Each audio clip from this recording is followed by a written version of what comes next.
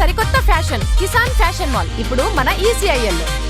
2 రోజులు వర్షాలు పడి రైతులను ఊరించాయి. మేఘాన్ని నమ్ముకుని విత్తనాలు వేస్తే నీళ్లు లేని బావిలో దూకినట్లే అవుతుంది. ఆగస్టులోనైనా వర్షాలు పడతాయన్న భరోసాను ప్రభుత్వాలు గాని వ్యవసాయ శాస్త్రవేత్తలు గాని ఇవ్వడం లేదు. పైగా రాబోయే నెలలో సూపర్ ఎల్నినో ప్రభావం మరింత తీవ్రంగా ఉంటుందని హెచ్చరిస్తున్నారు. తెలంగాణ వ్యవసాయ శాఖ సైతం జనానికి ప్రత్యామ్నాయ మార్గాలను సూచిస్తోంది.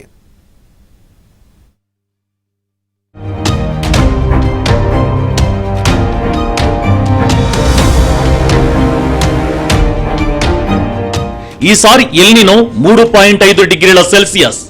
గతంలో చూడలేదు, భవిష్యత్తులో ఎలా ఉంటుందో తెలియదు. ఈసారి మాత్రం సూపర్ ఎల్నినో జనాన్ని అల్లాడించేయటం ఖాయమని తేలిపోయింది.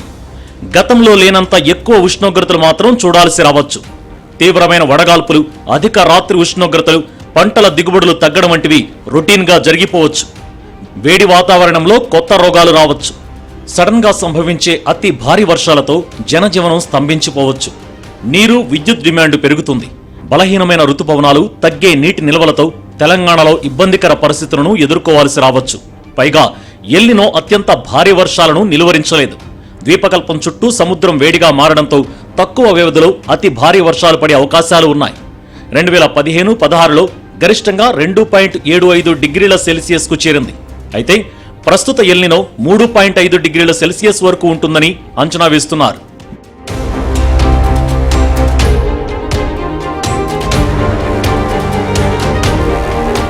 జూలై 20 నాటికి తెలంగాణలో సాధారణం కంటే 31% లోటు వర్షపాతం నమోదైంది.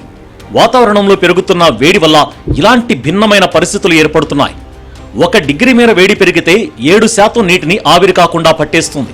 సరైన వాతావరణ వ్యవస్థలు ఏర్పడితే తక్కువ సమయంలో ఎక్కువ తేమ విడుదలవుతుంది. ఫలితంగా భారీ వర్షాలు కురుస్తాయి. వేగంగా పటిష్టమవుతున్న ఎల్నినో బలంగా మారడం ఆందోళనను మరింత తీవ్రం చేస్తోంది. పసిఫిక్ సముద్రం ఉపరితలం వేడిగా మారినప్పుడు ఎల్నినో వృద్ధి చెందడంతో ఉష్ణమండల ప్రాంతాల్లో గాలులు, వర్షాలపై ప్రభావం పడుతుంది. ఇది భారతదేశంలో ఋతుపవనాలను బలహీనపరుస్తోంది. దాంతో సాధారణం కన్నా తక్కువ వర్షపాతం ఉంటుంది. బలహీనమైన, అస్తవ్యస్తమైన ఋతుపవనాల ప్రభావం సెప్టెంబర్ తర్వాత కొనసాగే అవకాశాలున్నాయి. తక్కువ వర్షపాతం కారణంగా భూమిలో తేమ, రిజర్వాయర్లలో నీటి నిల్వలు, భూగర్భ జలాల రీఛార్జ్ తగ్గిపోతాయి. ఈ పరిస్థితులు రబీ పంట, తాగునీటి సరఫరా, జల విద్యుత్ ఉత్పత్తిపై ప్రభావం చూపుతాయి. మరోవైపు విద్యుత్ డిమాండ్ గణనీయంగా పెరుగుతుంది. ఈ విపత్కర పరిస్థితులు తీవ్ర నీటి సంక్షోభంతో వచ్చే వేసవిలోకి ప్రవేశిస్తాం. ఈ ఏడాది చివరి నాటికి ఎల్నినో బలమైన దశకు చేరుతుంది. దీని ప్రభావం ప్రపంచ ఉష్ణోగ్రతలపై ఉంటుంది. కొన్ని సందర్భాల్లో దాని ప్రభావం ఎక్కువ రోజులు కనిపిస్తుంది.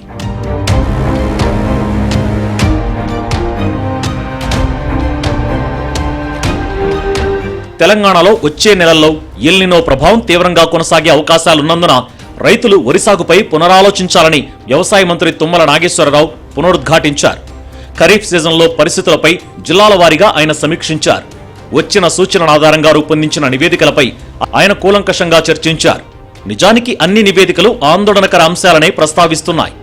మహారాష్ట్ర, కర్ణాటకల్లోనూ సరైన వర్షాలు కురవకపోవడంతో కృష్ణా, గోదావరి పరివాహక ప్రాంతాల్లో ప్రధాన జలాశయాలు, ఇతర వనరుల్లో నీటి నిల్వలు తగ్గిపోవడం, భూగర్భ జలాలు పడిపోతుండడం వెరసి తీవ్ర వర్షాభావం కొనసాగుతోంది. భారత వాతావరణ శాఖ నివేదిక ప్రకారం వచ్చే ఆగస్టు నెలలో కూడా ఎల్నినో పరిస్థితులు కొనసాగనున్నాయన్న సంకేతాలు సర్వత్రా ఆందోళన కలిగిస్తున్నాయి. సెప్టెంబర్ నాటికి ఎల్నినో తీవ్రత మరింత పెరిగే అవకాశం ఉన్న దృష్ట్యా డిసెంబర్ నాటికి తీవ్రమైన పరిస్థితులు ఏర్పడే సూచనలు ఉన్నాయని ఐఎండీ వెల్లడించిన క్రమంలో రాష్ట్ర ప్రభుత్వం చర్యలకు ఉపక్రమించింది.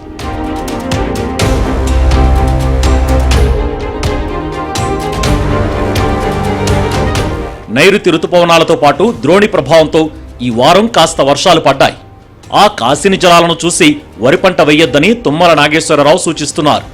ప్రభుత్వం ఒక్కో జిల్లాకు ప్రత్యేక అధికారులను నియమించిన విధంగానే ప్రతి మండలం, ప్రతి గ్రామానికి కూడా ప్రత్యేక అధికారులను నియమించే అంశంపై జిల్లా కలెక్టర్లతో వ్యవసాయ శాఖ చర్చించనుంది.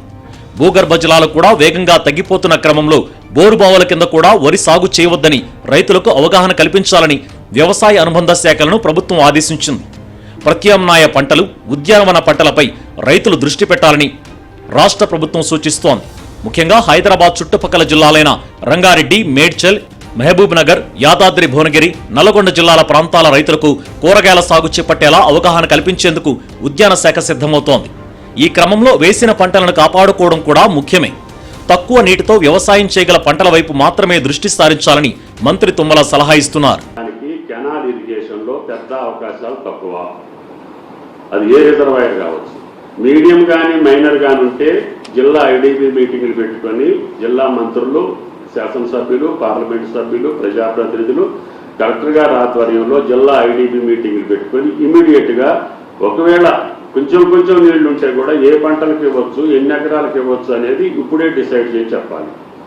అదేవిధంగా గ్రౌండ్ వాటర్కి సంబంధించి భూగర్భ జలాలు రోజుకి తగ్గిపోతున్నాయి. ఇప్పటికే 2-3 మీటర్లు గత నెలలో ఉండాల్సినటువంటి గత సంవత్సరం ఉన్న లెవెల్స్ కంటే 2-3 మీటర్లు తగ్గున్నాయి. భూగర్భ జలాలు కూడా అడుగంటిపోతున్నాయి. అవి పెరిగే అవకాశం కూడా లేదు. ఇటువంటి చిరుతల్లులకి గ్రౌండ్ వాటర్ పెరగదు. మన వాగులు, వంకలు, చెరువులు, రిజర్వాయర్స్ అన్నీ ఓవర్ఫ్లో అయ్యి 2-3 నెలలు వర్షాలు ఉంటే తప్ప మన భూగర్భ జలాలు ఇప్పుడున్న లెవెల్స్ని పెంచుకునేదానికి అవకాశాలు తక్కువ. కాబట్టి భూగర్భ జలాలు ఏ రోజుకి ఏ నెలకి ఎంతెంత పతనం అవుతాయో మన రైతాంగానికి ఏ మండల వారీగా రైతాంగం దృష్టిలో పెట్టాల్సినటువంటి అవసరం ఉంది. ఇందాక బాబు చెప్పినట్టుగా ఆ యొక్క నేలల స్వభావాన్ని బట్టి ఆ విత్తనాలను కూడా మనం సమకూర్చుకొని సిద్ధంగా ఆగస్టు 15 వరకే మనం ఏ పంటలు వేసుకోవడానికి అవకాశాలు ఉంటాయి. ఎల్నినోతో నీటి కొరత, విద్యుత్ కొరత ఖాయమని ప్రత్యేకంగా చెప్పాల్సిన పని లేదు.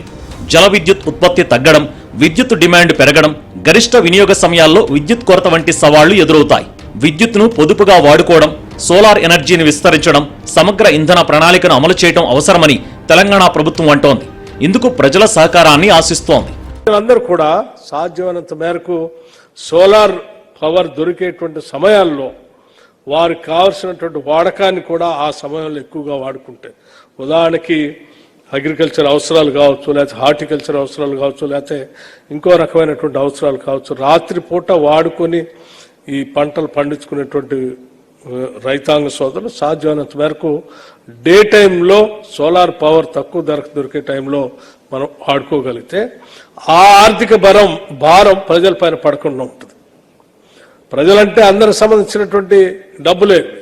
సో ఆ భారం ప్రజల మీద తగ్గించుకోవాలి అనుకున్నప్పుడు బాగా విరివిగా అందుబాటులో ఉన్నటువంటి సోలార్ పవర్ని ఎక్కువగా ఆ సమయంలో వాడుకోవటం కోసం ప్రయత్నం చేయాలని, అట్లాగే ఈ ఎలక్ట్రిసిటీ వాడకాన్ని తగ్గించుకునేటువంటి పంటలకి ఈ ఎల్నినో ప్రభావం ఉన్నటువంటి సమయంలో మనం పరిమితం అయితే దీని ప్రభావం వల్ల కూడా దాని భారం మన మీద పడకుండా ఈ సమాజం, వ్యవసాయం, లేకపోతే రైతు సోదరులు దాని భారం నుంచి బయటపడటానికి కూడా అవకాశం ఉంటుంది.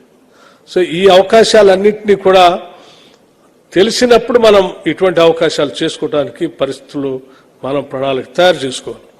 రాష్ట్ర వ్యాప్తంగా ఎల్నినో ప్రభావం ఉన్నప్పటికీ జనంలో మాత్రం ఆశావహ దృక్పథం కొనసాగుతోంది.